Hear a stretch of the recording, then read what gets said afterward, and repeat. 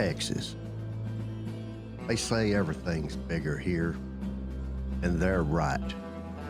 We've got big cars, big hearts, and even bigger steaks. This is beef country, Texas, home to the Alamo, the Cowboys, and the largest military installation known to man. So big, it has a big name. Fort Hood, the great place. It's got a Texas-sized podcast as well. And this is it, right here, Fort Hood's great big podcast. Yeehaw.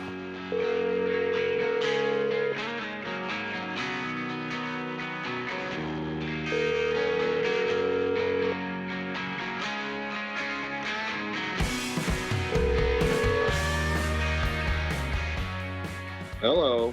Hello. This is the Great Big Podcast. Great. Am I the sixth caller? You just won a free turkey. We're calling to remind you about your car's extended warranty. Oh, yeah. That's funny. And we need your bank information so we can send you some money from Saudi Arabia. Well, first let me start with my social. That's always the best.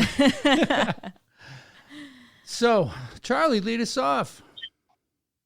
Hey, everybody. Welcome to the podcast. He's Charlie Mabe.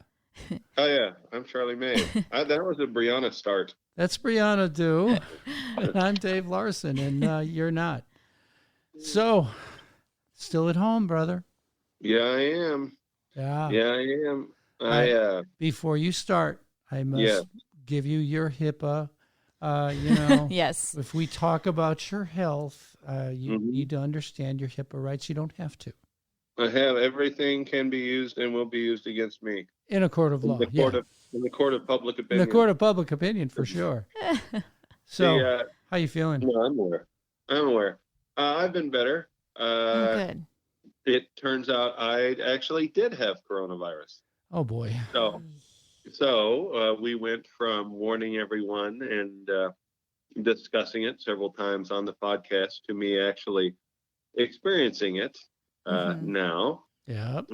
And let me say, I'm glad I'm doing it so you don't have to. Well, there you go. Because it is not fun. You've really come full circle with it, I would say. Saving everybody else from coronavirus since February 20th, but... Yes. Yeah, except for myself. Sometimes you can save everyone but yourself, you know? Yeah, we did have a couple scares, but... Yeah, we did. Yeah. So, to the best of her ability, she was unable to infect me, so someone else did what you failed to Well, do. there you go. Oh, dang it. I really wanted that. One. It is not... it's not great. I bet. It is not something you want to get. It's not a normal sickness, if I can say that. It feels different than having the flu, although it feels similar. Well, it's still you've been sick more than a week now, right? Yes. Wow. Yes, I'm charting my my temperature. Yeah. I've been charting it since the first of the month. And it's weird because I'll go like a day in the 98s, 98 point That's whatever. good. That's good. And then the next day I'll be 98 and then pop up to the low 99s. Okay. And then go back down. I had one day where it was over 101. Wow. Yep. That's so scary. But that was real early on. I think the scariest moment that I've had was I woke up in the middle of the night, 1 a.m., and I couldn't breathe. Oh, my goodness. Seriously? Yeah, seriously. Wow. I felt like I couldn't breathe. In fact, when I woke up, the best way I have to describe it is if you could think in large, bold capital letters. So I woke up and immediately in large, bold capital letters inside my head, my brain said, I can't breathe. Wow.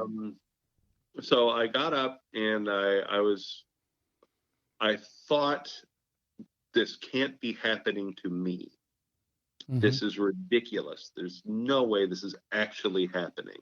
And so I tried to calm myself down. I thought maybe I had some dream-induced panic attack or something. Right.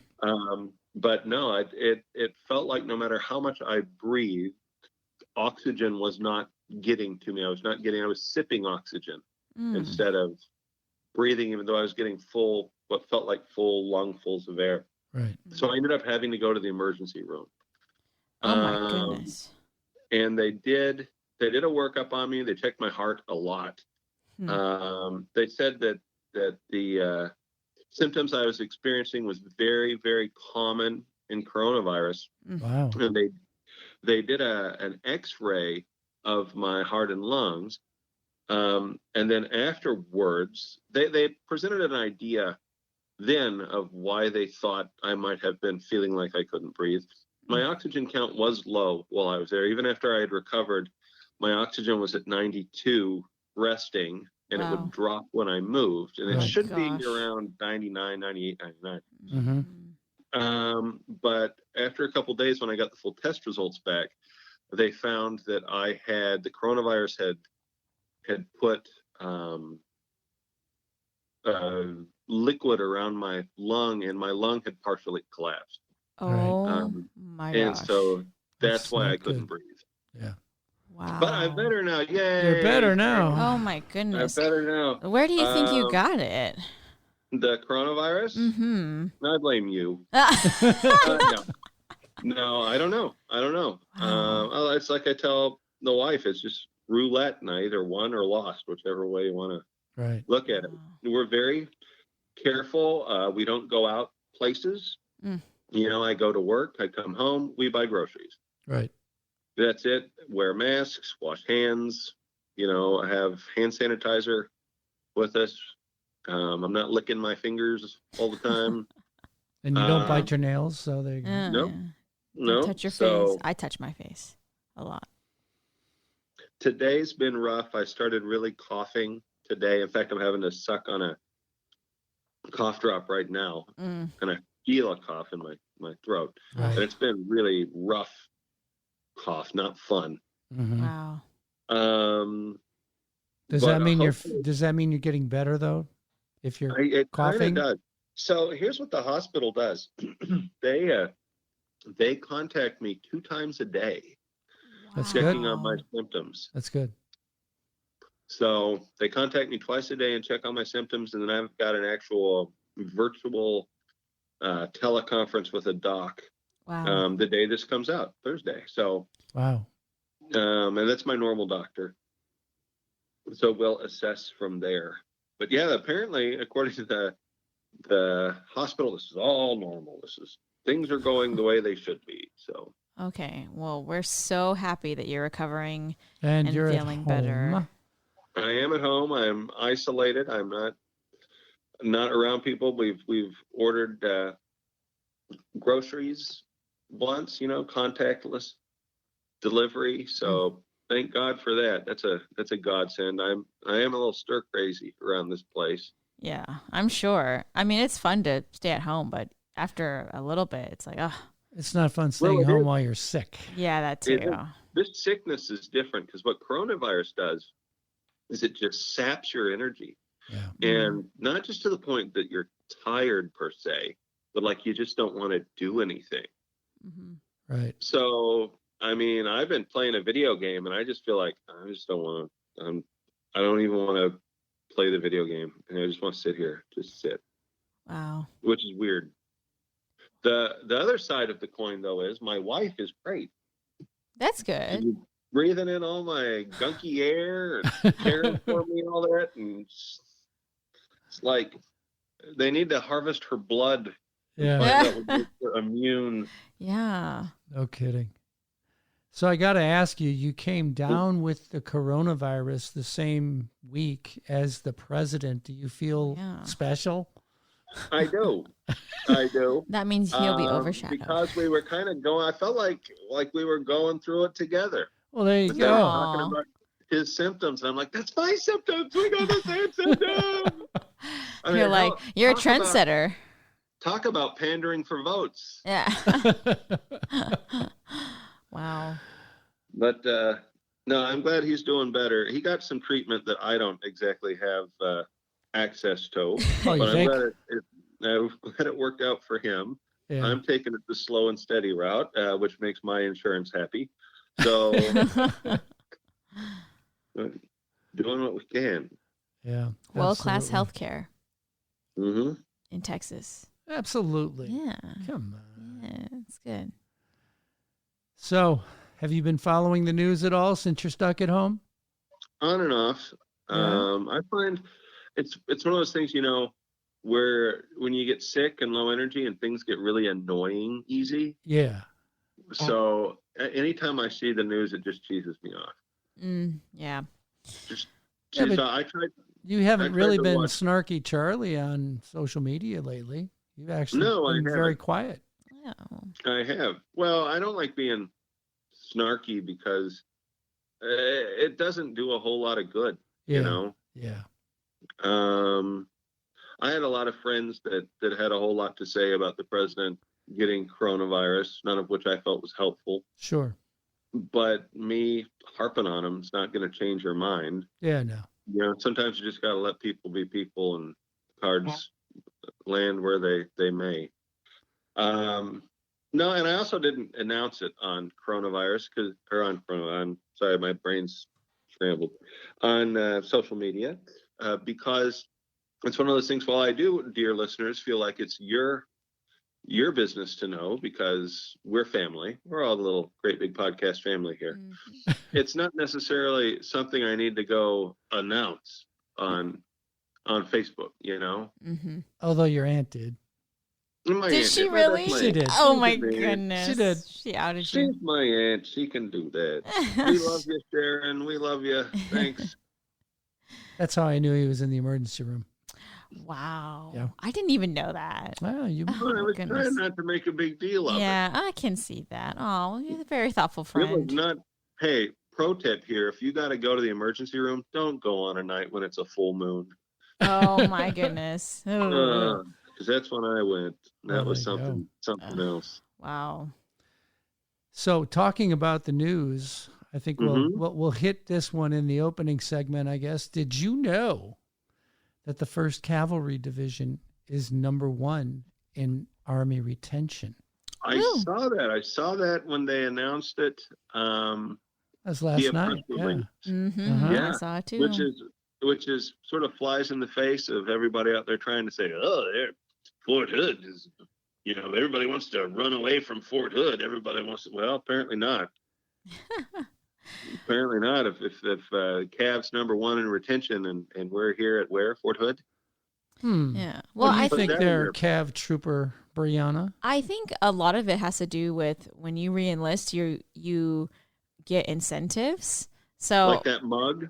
Like the mug. That mug. that sweet Cav mug. I mean, I got a backpack, so Wow. for re-enlisting. So not trying to flex on all you folks out there who got bonuses, but my backpack is pretty swag. Hey, the backpack's going to do more for you as a human than a bonus would have. Hey, back in the day, it was belt buckles. Oh yeah. Oh, Big old Cav Oh, I belt. remember that's that. so cool. Yeah, Oh Western my belt gosh. buckle. Wow, I have not seen that. But yeah, no, I think a lot of it is just you get more opportunities if you commit more time or when you re-enlist. So, but that's really great to hear. Yeah. The Army, the numbers are still up and strong. Yep. It's always a good thing. And I guess of the re-enlistments, it was well over a third were re-enlisting to stay Cav. Oh yeah, Well, there you go. Go figure. it's Go great. figure. That nice Central Texas weather. Yeah, no snow. So, Charlie, Mhm. we're going to let you rest a little bit, I but- appreciate that. Thank you. but we do have some very serious things to talk about. October is Domestic Violence Awareness Month. Oh, wow, yeah. And we do have the Family Advocacy Program Manager coming in right after this. Good. Stay tuned. Masks on for safety, masks on for safety in the store.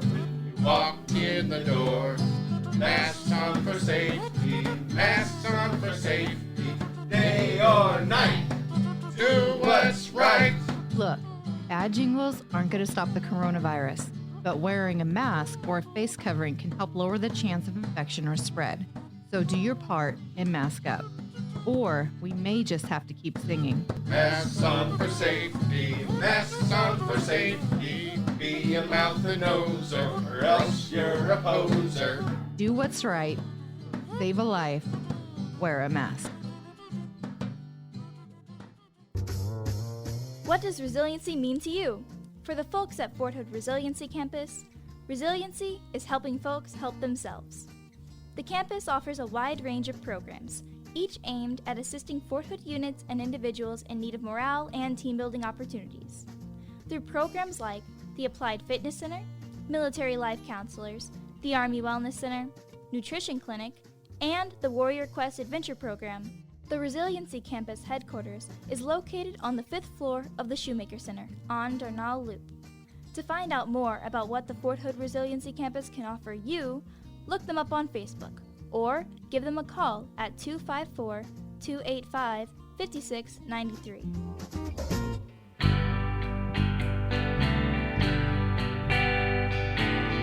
It's what your tax dollars sound like. Fort Hood's Great Big Podcast. And we're back. And as we noted in the previous segment, Charlie's not here, Yes. but we are here to talk about a very serious topic. Yes, another serious one. Yeah, it's a serious one. It's Domestic Violence Awareness Month. The month of October is that month to keep an eye out and educate and prevent and all that. And joining us is Monique Russell. Hi, Monique. Hello, how are you? She is the Family Advocacy, if I can say that, program manager here at Fort Hood. Monique, this is a busy month for you, isn't it? Pretty much, yeah.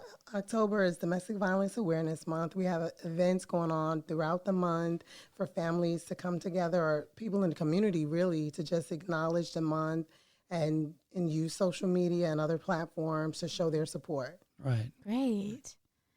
So, how big of an issue is domestic violence in our Army today? Well, our Army, like every other facet of American society, is dealing with a lot of issues right now. I would say that domestic violence within the military is a serious concern. The military families face really unique challenges, like leaving home, starting a career, and starting a family at a much earlier age than what's normally expected. So those stresses are more likely to cause folks who may not have the healthiest coping skills to have some problems. And Family Advocacy has a host of services that are ready to address some of those issues. Great. Thank you. That was interesting. There are prevention measures out there, like education. Anyway, what do you think is the best measures in preventing domestic violence before it occurs, and why? Well, certainly our education programs are top-notch, and really they focus on the entire family lifespan. So from a developmental perspective, our programs start before you're even a part of a couple. We have our relationship skills building series. Hear that, Brianna? Yeah. Yeah, of course. So we have She's our engaged. I'm engaged, yeah. Oh, wow, great. Yes, So thank you. before you were engaged, or some of your friends might have been interested in our stress, anger, and conflict management workshop. Anyone can take that. Relationship enrichment workshop. Preparing for marriage sounds like it might be great for you. And the nice thing about that one is you and your partner attend together. Oh, that's great. Right? And He's you got to work get on- here first. Yeah. Yeah, he's in Japan. Well, we might be doing it virtually. Yeah, You do it like, on we got Zoom the anyway, Zoom right? Thing, yeah, it might be the middle of the night for him, but you know. And then once folks become parents, we have a host of parenting classes like shake and baby prevention. We have infant massage, daddy boot camp, grow, learn, play. Yeah, some great classes. Screen-free parenting, active parenting of teens, blended family workshop. So you see, we kind of go from throughout the lifespan Yeah. and helping I've families. raised my kids already. One's out of the house, the other one's still in college. But Daddy boot camp. Come on, give me a little bit more on that one. Oh, That sounds cool. Interesting. Yeah, it's a great class. It's for brand new dads, maybe coming home with their first baby or about to, and they're practicing with dolls, and they're going through all of the basics of early infant child care, from changing diapers, swaddling, holding and supporting the head, all of those things that sometimes dads really feel insecure about. Oh, yeah. Right? And so sometimes when our younger dads are not as engaged, it's mainly because they're afraid that they're going to do something wrong. And it might be their first time, holding this tiny baby. Yep. And then moms, right, we're real excited and real protective. And we might sometimes harm their developing interest and make them feel even more insecure, and they back off. Yeah. So we want them to get engaged and feel confident that they can hold this little guy or gal, that they can change a diaper, all that fun stuff. Well, not so much fun, but necessary stuff. Right. Is there a shark attack in that class? I don't know. Let's hope not. Let's hope not. And then on some of the other prevention things we have our new parent support program, which is probably not utilized nearly as much as we would like it to be. That's a program that you can start when you're expecting a baby and go all the way up until your youngest child is 3 years old. So it really doesn't have to be a first-time parent. Right. That's our home visiting program. And they're using evidence-based parent and child interaction trainings. They're training on shaken baby syndrome prevention. They're training on safe sleep and just all the things you need to know as a new parent, possibly a new parent for the first time, separated from your family of origin, separated from grandparents, and really taking on this awesome responsibility all by yourself. So that's an amazing program.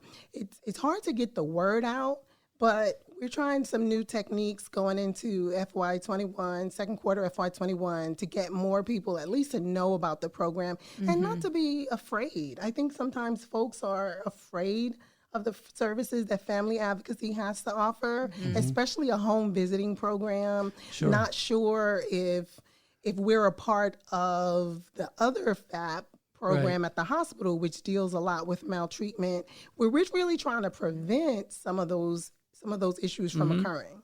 Okay, I get that. Domestic violence, it still happens, and there are those programs, and you have a hotline. And tell me about the victim advocacy program and where folks can go if there's an issue. Where do they go for help? Yeah. Okay, so the important thing to remember is that anybody in the community can make a report of domestic violence, just suspected that something may be wrong. And there they would start by calling our care line, and that's the installation reporting point of contact. It's 254-287-2273 or 287-CARE. 287-CARE. That's easy to remember. Now, really important for victims of domestic violence to know is that they can call that line, or they can call our crisis line, which is specifically answered by victim advocates, and they have the benefit of offering a restricted report under certain circumstances. Okay. That line is 254-702-4953. So what are some of the signs that an average person could see? Like, what are some signs or some warning flags to indicate domestic abuse? Well, sometimes if you're dealing with victims that may be experiencing abuse and not talking about it, they may be fearful, may be checking in more than what's normal, checking in with a spouse who might be somewhat controlling. They may be really anxious around being away from work or going home. They may have some bruises or things that just aren't meeting with the description of what happened. But it's important to know that there's no one single indicator by itself or, red flag that by itself automatically equals abuse. There are tons of things that could be accounting for someone being more anxious than normal or just, out of sorts. But one good thing to do is that you can perhaps ask if there's something going on, if you're concerned about someone, ask if there's some way that you can offer help. And some of the things that we might want to look for that don't necessarily signal abuse, that just signal stress in the family, is perhaps you have a colleague that's experiencing financial issues, or maybe they're struggling around their parenting or struggling with their child's behavior. Any stress in the household makes the entire family more at risk. Sure. Right. So just people who are stressed may need a break, may need some help with the kids, may need to go out on a date night. Those kind of things can really do wonders in reducing stress.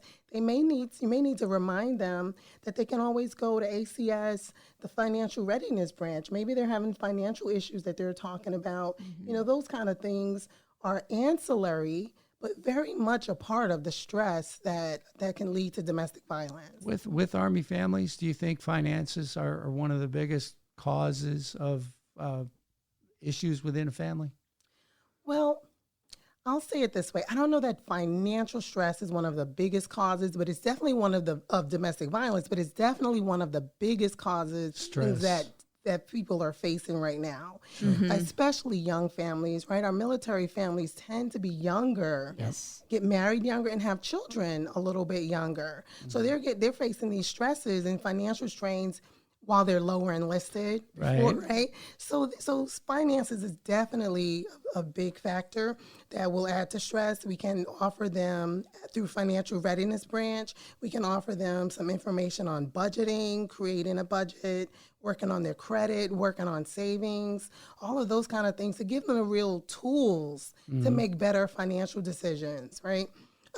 If I were to think back about things that I've seen that cause domestic incidents between couples, a lot of times it is mistrust and poor communication. I was going to say, I would assume it was miscommunication, which you just said. Yeah, a really poor communication, poor coping skills. If you think about just what your career is like, being a military member, you're probably working really long hours. At times, you're going to be away from your significant other. And especially if they're not also in the military, they may not understand. Yeah, you feel like they can't relate. Yeah, that the job is really 24/7. Yeah, it can really put a wedge in between like brand new families or even older, not older, but people that have been married longer. Couples. Yeah. I get it, older.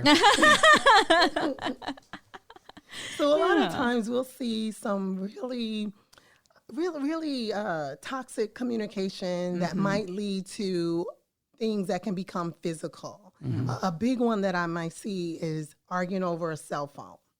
Right? Yeah. Because we just need to know. Really? We have this suspicion and we just need to get that person's cell phone, or we need to check their social media. Yeah. Right. And check the DMs. Those DMs. Yeah. Oh, check boy. the text messages. Exactly. That's a really big You look thing. like you've gone there. Yeah. I actually haven't, but I know it's such a prevalent thing because all communication, especially for the younger generations, is all on your phones and all the dating apps and stuff. And I've seen time and time again where, someone doesn't delete an app or doesn't delete a dating app, and that really hurts the other person's feelings, or they suspect and they're like trying to. You know what my generation says about that? Because you guys type everything out. We do. Say it, forget it, write it, regret it, because it's there forever.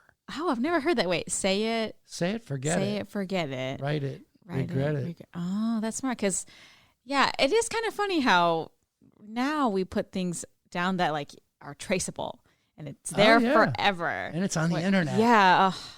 Yeah, there's no getting away from that. There's no getting away from it. So that kind of thing. And when you think about it, if you go out to a restaurant, you'll see tons of couples or families. Well, when we could do that. And you'll see groups of people together not really engaging and talking with each other. They got They're on phones their up. devices. Yeah. Right? Imagine just how much we have It's a great date night. unlearned how to communicate. Sounds with like each you other. know something about I've seen it. No, I've you've seen it. Yeah. I have too, actually. Yeah, it's scary. Yeah. So COVID, since you brought it up, COVID has had an effect on the country, not just the Army. What about on domestic violence occurrences and the impact on that additional stress? Yeah, well, we've definitely seen an increase in calls to our hotlines, and that's going to happen when the community is under stress, when folks Sure. are not sure where they can get the support that they were used to getting. The things that they took for granted, now they're Right. asking more often, is this still available? Right. What we've had to do because of social distancing and other safety guidelines is move to virtual classes. So most of our services are still available virtually. There are some things that you just can't necessarily do virtually, like our Learn, Play, Grow. It's a play group that we have through New Parent Support. Oh, nice. It's actually called Explore, Learn, Play. That's okay. Play Ooh. group. Yeah, so typically we would have had 60 to 125 moms and babies, a combination of that many Wow. people, and our entire staff over at the Bronco, and just leading them through age-appropriate play groups and activities, a lot of bonding going on. Right. Hard to do that in a virtual environment, Right. but all of our classes and workshops are available using MS Teams. Okay. We're not having Zoom at this point, but we're using MS Teams. We're doing all the classes and workshops. Sure. And we've gotten a really great response. We've even had some of our educators tape some of their sessions or record them. I'm dating myself. Right. Right. Record sessions so that they can funnel their service members through to make sure everyone gets the training. And our trainings, some are in person still. We're still doing commander desk side briefings, but we will do that virtually as well. We are also doing unit training. Our goal is to train 100% of the Army personnel on the signs and symptoms of domestic violence, what domestic violence is, and how to get help, how to report it. So all of that is still happening virtually. The only things that we are not offering right this moment is our child passenger safety program. That's the car seat program that would go out, and we would host an event where families would come in, they'd register, and we would check out their car seat that they have and make sure that it is not outdated or not recalled. If it's recalled, we're able to give them a brand new one. Wow. Yeah, but the important thing is we're teaching them specifically how to install the car seat safely. That's one of the biggest things, right? You got to Yep. use it and you got to use it correctly. Exactly. And so teaching them, and that's a real hands-on process. You're in the car with Yeah. them. So Close it's been- quarters. Yeah, so it's been more difficult to do something like that. But everything else we've been able to do. Okay. Wow. Very good. How's the Army family doing? Well, you know, when I really think about it, I think the Army family is resilient and strong. We've been at war for like 18 years now, Yep. and with constant deployments back and forth, and this is probably one of the largest and busiest posts across the country. And overall, Army families are used to separations. They may not like it, but for the most part, they adjust to it well. And despite the numbers of domestic violence cases that we may address every single month, it's important to know that that's not the norm. Right. More families are doing it right, or struggling maybe, but things not escalating to that level. I think the Army family is facing the same amount of financial insecurity, every social element that you see, right? Figuring out how to homeschool all of a sudden, figuring out how to maybe go down to one income now because of things being closed. Right. But folks are still ready and willing to seek services, to help each other. You know, I was coming through the gate the other day and there was an accident. And I saw all these cars pulled over, doors open, running to give assistance, grabbing aid bags from their trunks to go out there and help before responders got there, before the other responders got there. Sure. And to me, that's just a symbol of how strong we are, not only as a military, but how good we are at taking care of ourselves and taking care of each other. What I want to say about the military and domestic violence is that we are probably ahead of a lot of other communities. Well, number one, as a profession, we know how much domestic violence, or at least have an idea as to how much of it occurs. Right. Right? No one can probably tell you how many stockbrokers may be dealing with these same issues in their Right. family. Right. but we take time to care enough to find out. And then from there, the services that we offer really rival and probably surpass a lot of the civilian community outside of the gate, just because we have dedicated funding to ensure that we offer these services. Sure. And we think of it as a coordinated community response. So there's a real synergy between law enforcement, medical, and Army Community Services. Okay. That not every community can replicate it in this way, right? We're starting from a community that has a zero tolerance for abuse, Sure. right? So it's everyone's job to report. Right. And then we make sure that everyone in the community, or as many as possible, know what things need to be reported. And there's some real strength in doing education and outreach to that level, because that in itself suggests that folks that might be teetering on the brink are getting the message that maybe they need help. Sure. Maybe they might have been gone too far, or they could see their situation escalating to something like that just by being exposed to the information. So education is key to prevention? Oh, for sure. Education is certainly key to prevention. Now, I got to get you to run through. During the month of October, you have tons of courses available, and I would love you to just run through those for our listeners. Oh, sure. So tomorrow actually we'll be having the preparing. Well, they're going to be listening. This is a podcast. They could be listening to it whenever. You're right. So we have our Preparing for Marriage workshop, which is from 9 to 4:30. They can call to register, and that's held virtually. Sure. We're going to have Common Sense Parenting, another virtual workshop. They can call for registration. And that one is really focusing on parents with children ages 4 to 13 years old. Okay. Shaken baby prevention. And that's a really important one for expected parents. That's a class that not only teaches you the importance of preventing shaken baby syndrome, how to deal with a baby that you just cannot soothe, right? But also, that's a class that you're going to need. You're going to need that certificate to be discharged from the hospital. Wow. Right. So if you take it with us before you deliver, then when you're in the hospital for that amount of time, you're just bounding with your baby and resting and getting ready to go home. I just can't imagine.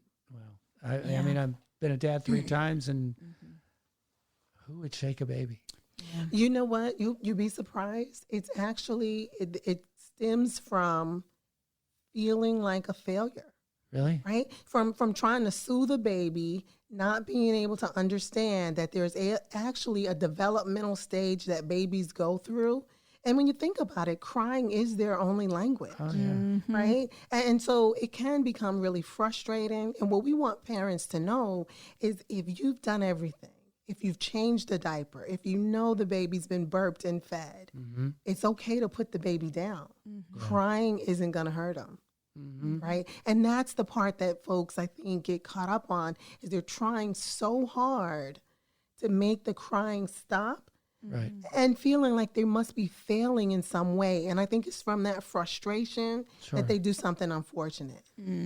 It's, the likelihood that someone is doing that intentional, oftentimes it's just not there. It's really an outcry, almost like the adult is crying for help. They're having their own meltdown in that moment. And we certify everybody before they can leave the hospital.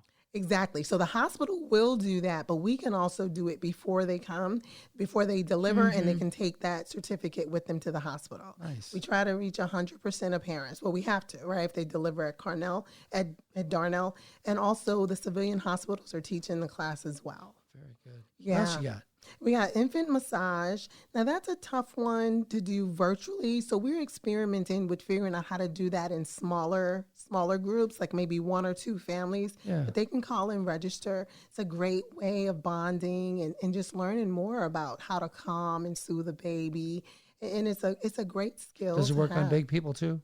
I think it works on all people, but we won't be teaching it. Okay. Then, of course, you have your boot camp for new dads that we talked about, blended family. We also have the stress, anger, and conflict management workshop. And then that's another 8-hour class, but we're doing that virtually, and folks are really enjoying it and still taking part in it. Cool. We also, so I said that we haven't been doing our play morning. Well, in the month of October, we're actually doing a modified play morning. It's a drive-through. So we're putting together. How does that work? Oh yeah, when they explained it to me, I was a little like, "What?" But it sounds great. Well, the big thing is that our home visitors are getting an opportunity to lay eyes on and engage with these families that they're bonded with and they're working with, and so the families are going to register to come, and they're going to go through like a drive-through line. And we have put together, the staff has put together some like baggies with activities, instructions, and all the things you need to do the activity. Right. And then the family gets to take it home, and that's something that they can do together and bond. So yeah, That's different. It's different, but it's still supporting the idea that, you know, parents are the child's first teacher. Right. And how much play is not only developmentally important, but it's an important part of bonding between parent and child. We also have our Rock Your Support event. And that event, we went out, we painted some rocks. The staff and other folks around the installation painted rocks and put them outside of Building 36,000, outside of the Shoemaker Center. And you can see the rocks there, right, as you enter the building in the grassy area. Yeah. And it has messages of hope, of support. It has hotline numbers, all on these little rocks that were painted, you know, really pretty colors. A lot of them were purple. Yeah. We also have the Walk a Mile in Their Shoes event coming up. And so basically we want folks to walk during the month of October wearing purple if possible, but definitely to post on social media. It's Minnesota Vikings colors. I can't do it. and they can, so it's kind of like when you think of a virtual 5K sort of idea, it's like that, right? So it's a way to show support. Around the Shoemaker Center on Fridays around lunchtime between 11 and 1, individuals that work in the building will also be walking together around the building. Nice. Just so we have a way to commemorate. Other folks are invited to come out and join. And it's a fun lunchtime event. And the staff thought Fridays at 11? Fridays at 11, right around the Shoemaker Center. There we go. The Common Sense Parenting Workshop is also going on, and the Relationship Enrichment Workshop. I just don't remember if I said those. Okay. No, you're fine. Well, we got to get one more time that hotline. If you are experiencing domestic violence and you need to reach out, those numbers are again. Yeah. If you want to make a report of domestic violence, you can always call 254-287-2273. And it just has to be a suspicion, or it could be to help you, to get help for you and your family. If you are a victim specifically and you want to reach a victim advocate and you'd like to know your reporting options, whether you want to make a restricted or unrestricted report, then you would call 254-702-4953, and that's the Victims Crisis Line. Okay. Is that like confidential?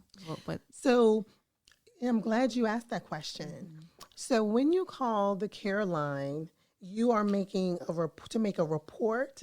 Now that is not necessarily going to be confidential. Who made the call might be confidential, but the information is going to be reported to law enforcement, to clinical FAP, and to others to make sure that there's some assessment and intervention of that incident. So if a soldier is calling, their command team wouldn't necessarily be notified in that event. So if you call the care line, a soldier's command will definitely be notified. Oh, okay. If you call the crisis line, however, there is an opportunity to file a restricted report. And what that means is that only a victim can make a restricted report. A third party can't do it, and definitely an offender cannot. Right? Well, yeah. So for adult victims, I should say, of domestic violence, they have the option of making a restricted report. That means that they're able to get help from the medical community, such as counseling and other types of intervention around domestic violence without sparking an investigation, without notifying law enforcement, and without notifying their command. or their spouses come in. Right. Right? Yeah. But anyone can make a confidential report. The reporter is not identified when you call the care line, but the incident will definitely be addressed. I see. Monique, how long have you been doing this here at Fort Hood? Wow. Oh, gosh. I've been here since February. Oh, Okay, so you're wow. fairly new. Fairly new. I still get lost everywhere I go. Coming from where? I'm just curious. Well, my career in family violence started on the playground. Yeah, I grew up in the Bronx. And so I intervened in a situation Oh, wow. with a boy Good for hitting another you. girl. Oh, well, I got a black eye. Oh my Wow. goodness. And my parents said I should have learned to mind my business. Oh. And I just, it never stuck. And I became a social worker, and I've been working around families and children for probably the last 30 years. Nice. Wow. Yeah, but I'm coming here immediately from Fort Sam Houston. I was at the AMED Center in school in the Family Advocacy Training Branch. And before that, I ran a similar family advocacy program for the Air Force at Fort Sam at Joint Base San Antonio. Wow. You really like Texas. She barely beat COVID getting here in February. Well, Yeah. well, they sold me on no snow. Right. Yes. Well, there you go. Yeah. Well, And they sold me Fort on no Sam, you snow. weren't having any down there either. Yeah. So we've had 2 snow days Oh, okay. Yeah. Wow. in 10 years. Yeah. In 10 years. Yeah, exactly. Well, so, Monique, thank you very much for being with us today. Thank you. Yes. Thank you for having me. Oh, yeah. It's a very important topic. Yeah, a lot of great information. Yep. Brianna, take us out. All right. Well, thanks for listening, and we'll be back after these messages. Hey golfers, are you looking for a new course to play? The Courses of Clear Creek is a 27-hole course with challenging greens located in the scenic rolling hills of Fort Hood. With a 300-yard driving range, 2 putting greens, and a 4-hole kids course, we're the premier golf course in Central Texas. Our pro shop is always stocked with the latest golfing equipment and name brand apparel, while our beautiful pavilion overlooking the course is a great place to enjoy a cold beverage. The Courses of Clear Creek, open to the public, offering annual, monthly, and summer membership packages. Give us a call today at 254-287-4130 or find us on the web at hood.armymwr.com. Here he is, Jeff Snarkworthy. Thank you, yeah. If you've got a sudden, unexpected fever, you might have coronavirus. If you've traveled from or through a state where coronavirus is prevalent, you might have coronavirus. If that fever of yours, if it's accompanied by a feeling of shortness of breath or difficulty breathing, you might have coronavirus. Coronavirus is steadily spreading across not only the United States, but the world. Being aware of the signs and symptoms of coronavirus helps keep us all safe. If you suspect that you may have been infected with the virus, call 254-553-6612. That's the Fort Hood Health Hotline, 254-553-6612. If you've been around some place where people were infected, if you got that fever, shortness of breath, and a cough, you might have coronavirus. Coronavirus. It's no laughing matter. Hello? Cheer up, Charlie. Give me a smile. What happened to the smile I used to know? Don't you know your grin has always been my sunshine? Come on, Charlie. No that is the need worst to part of that frown. movie. The worst part of that whole movie. is that- And we're back. Oh, man. Come on. no, it's the worst part. That's Oh, got to it's be the your best favorite part. song, man. I feel like it's funny though that she sang that because I was thinking today, eventually when I do return to the office, I want it to be in a Willy Wonka kind of way where I come in with the cane Oh, and yeah. then do some somersaults or something, you know. Well, if you don't have the cane and the top hat, you can always, borrow some makeup and be an Oompa Loompa. I got a COVID beard going right now. Nice. There you go. Yeah. And you lost some weight too, right? I have, yeah. I've Ooh. lost almost 20 pounds. 20? 20? Yeah. I was actually exercising and I dropped 10 before I got sick. All right. You didn't lose 20 okay. pounds in a week. No. Yeah. But since I've gotten sick, just the COVID has made me lose another 7. Wow. Yikes. Well, you'll be bikini ready if this lasts Yeah. another couple of weeks, We right? still got a little summer I going. will. Silver linings. I'm not jealous. No, this is a lousy way to lose the weight. I'll tell you, I don't recommend it. I'm sure. No, I bet. That reminds me of the scene in oh shoot, I can't remember the movie, but there's a female and she's like, "I'm 1 flu away from my goal weight" or something like that. It's just like, oh, I thought you were going to say the scene from Austin Powers with fat B word at the end where he lost the weight from eating the the sandwiches. Anybody know what I'm talking about here? Is this a Corona? No, I don't know. What you're talking Corona. about. Nobody knows. Is that a lucid Corona dream? Is this real? Am I actually on the air right now? Hello? Yeah. Well, you're here, but we're just not with you. Okay. I thought I might be talking into a pillow or something. Yeah. So, being that I wasn't there for that interview, how'd it go?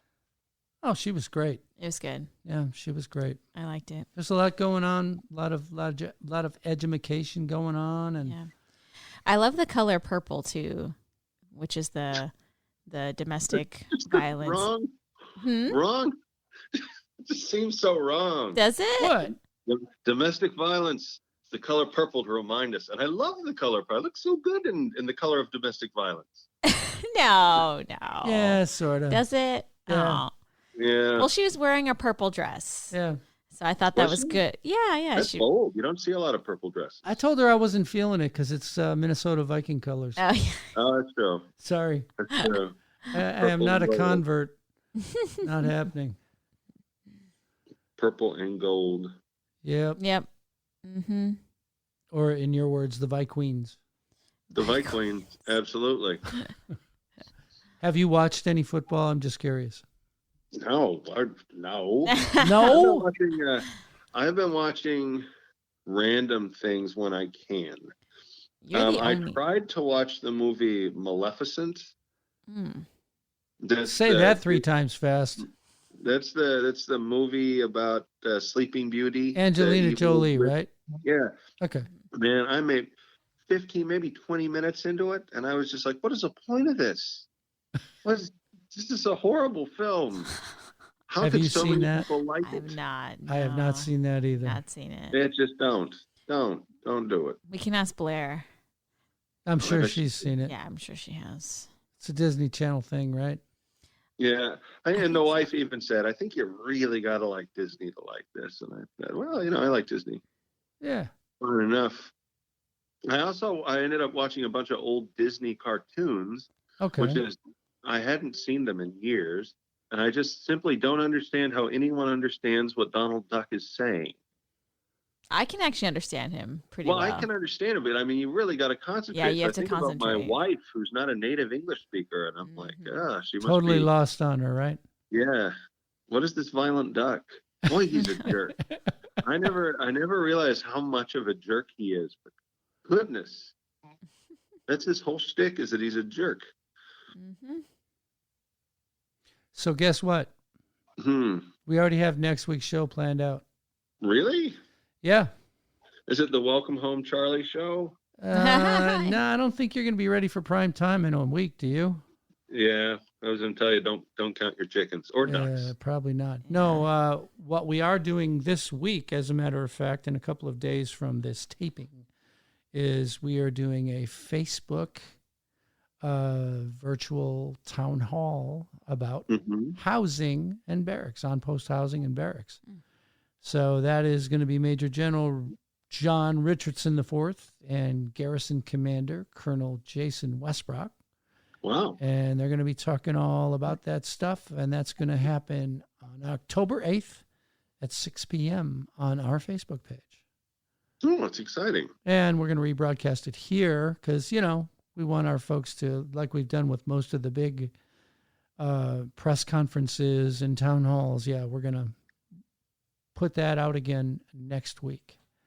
Yeah, so if you end up hearing it on the podcast, yeah, and then you have an idea for a question you wanted to ask the commander, don't leave it underneath the podcast post. We don't care.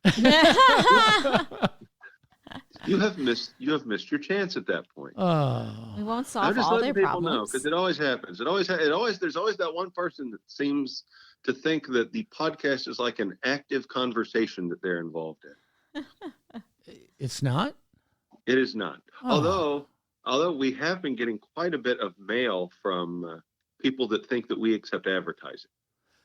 Well, you know, as soon as you draw an audience, somebody's going to try and monetize you. Mm-hmm. That's true. And we have to politely decline. That's true. We are the Army's #1 podcast and the most corona-infected podcast. Are you sure? I don't think anybody else out there I don't think it. anyone else I has. think we got it That's before true. everyone else. Yeah. That's true. Yeah. But we could get those numbers up. Those are rookie numbers. Yeah, you know, I'd Right. rather you stayed home until you're free and clear, though. No, me too. In order to get free and clear, Yeah. I have to have a certain amount of time with no fever whatsoever, and then I think 2 tests. Okay. And then I'm free to go. But I also want to get, when I talk to the doc, I really want to get my wife a test as well, because she very well may be asymptomatic. Right. Yes. So it blows my mind away that she spent so much time with me, a corona machine, Sure. and has no symptoms. So that concerns me. Yeah. Yeah, of course. Well, Health is very important. do you have to go in for the tests, or how are they? Yeah, it's a drive-through. It's a drive-through thing where you drive and you get in line, and then you pull up, Mhm. and you lower your window down 3 inches, and then they come up and get your information, and then come in and shove the thing up your nose for 10 seconds. So The most uncomfortable 10 seconds of your life. You got to talk your doctor into letting them test the wife, right? Yes. Yeah. We originally put in to have her tested, but they said since I already was confirmed to have coronavirus, she should just quarantine And with you're me. quarantined with her anyway. Yeah. But to get But out I of would- quarantine, I think that makes sense. Yeah, because I wouldn't want to, let's say, just for the sake of, saying, Yeah. let's say I get better. Yeah, okay, I don't have it, but now she has it, and all her germs are all over me, and I'm coming to work. Right. I don't want that to happen. Yeah. So I'd really like to have her tested as well. Better safe than sorry, right? Yes. That's right, especially with this. This is no bueno. Mm-hmm. I bet. Well, Charlie, you hang in there, okay? Thank you very much. I will try. And we let Brianna take us out last week. Your turn. My turn. Yeah. How about a coughing fit? I could do a coughing fit. We could fade it.